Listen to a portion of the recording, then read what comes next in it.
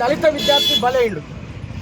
తెలంగాణ రాష్ట్రంలో విద్యార్థులందరూ కూడా మాకు రియంబర్స్మెంట్ స్కాలర్షిప్లు వస్తలేవని చెప్పేసి సర్టిఫికెట్లు తీసుకోలేకపోతున్నామని చెప్పేసి రోడ్ల మీదకి ఎక్కితే వాళ్ళ హక్కు కోసం ప్రశ్నిస్తే వాళ్ళ మీద కేసులు బనాయించి ఇట్లా పోలీసులను పెట్టి వాళ్ళని అణచివేసి వాళ్ళను జైలుకు పంపేటువంటి కార్యక్రమాలకు రేవంత్ రెడ్డి సర్కార్ ఒడిగట్టింది.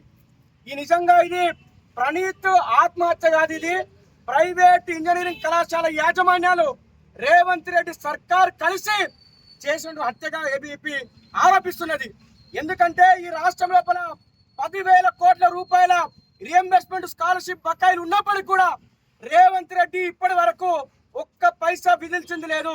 ఎన్నికల ప్రచారంలో ఏమని చెప్పిండో ఈ యొక్క స్కాలర్షిప్ రియంబర్స్మెంట్ పథకాన్ని మా ప్రభుత్వాల గతంలో ఉమ్మడి ఆంధ్రప్రదేశ్ లో తీసుకొని వచ్చినాయి.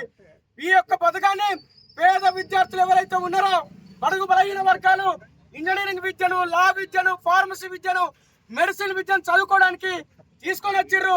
దీన్ని కేసీఆర్ ప్రభుత్వం నిర్వీర్యం చేస్తున్నది. మేము వచ్చిన తర్వాత బకాయిలు చెల్లిస్తాం, దీన్ని ఇంకా గొప్పగా దీన్ని అమలు చేస్తామని చెప్పిండు. మొహబ్బత్ అండి ఆయనే ఇక్కడికి వచ్చిన తర్వాత ఎగ్జామ్ ఫీజు కట్టడానికి వస్తే ఖచ్చితంగా మీరు ఫీజు క్లియర్ చేయాలి.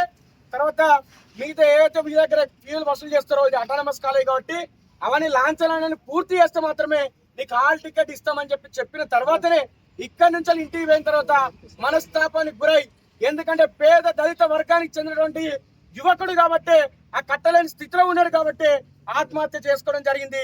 దీనికి ఈ యొక్క కాలేజీలను వీటిని కాపాడడం కోసమే ప్రభుత్వము తర్వాత అధికారులు దీన్ని తప్పుదో పట్టించేటువంటి ప్రయత్నం చేస్తున్నారు. ఖచ్చితంగా ఇది ప్రభుత్వ హత్య కాబట్టి దీనికి వెంటనే రేవంత్ రెడ్డి సర్కార్ సమాధానం చెప్పాలి. అంటే పెండింగ్ లో ఉన్నటువంటి రియంబర్స్మెంట్ స్కాలర్షిప్ విడుదల చేయాలని చెప్పేసి ఏబీ డిమాండ్ చేస్తా ఉంది.